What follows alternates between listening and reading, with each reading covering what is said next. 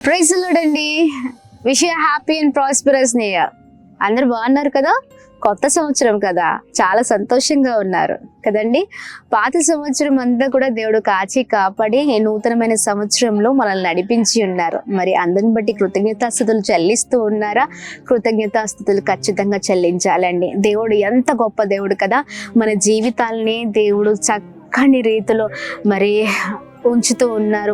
సంతోషాన్ని, నెమ్మదిని, సమాధానాన్ని మన జీవితాల్లో దేవుడు కలగచేస్తూ ఉన్నారు.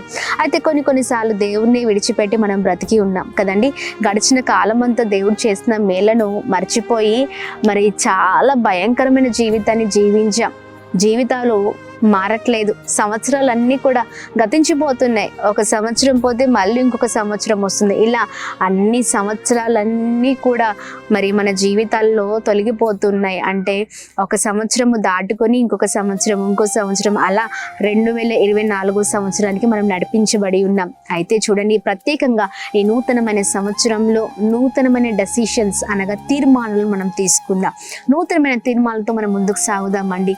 ఈ న్యూ ఇయర్ లో చక్కని రీతిలో దేవుడు మనకి ఏ తలాంతులు ఇచ్చారో ఆ తలాంతులను బట్టి ముందుకు సాగుదాం.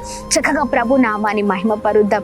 ఇన్ని రోజులు సమయాన్ని వృధా చేశాం కదా, కానీ ఇక్కడి నుంచి సమయాన్ని వృధా చేయకుండా చక్కగా ప్రభులో ఆనందిస్తూ ప్రభు నామాన్ని మహిమపరుస్తూ నమ్మకమైన వారిగా మనం బ్రతుకుదాం. చూడండి, నమ్మకమైన వారికి దీవెనలు మెండుగా కలుగుతాయి కదా.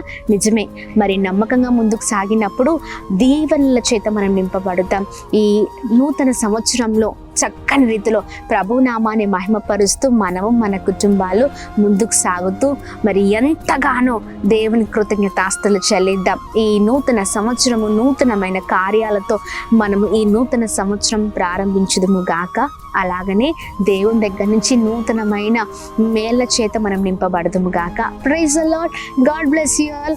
Once again wish you happy and prosperous new year. మా కుటుంబం తరఫున, పరిచయ తరఫున మీ అందరికీ న్యూ ఇయర్ శుభాకాంక్షలు తెలియజేస్తున్నాము. God bless you all.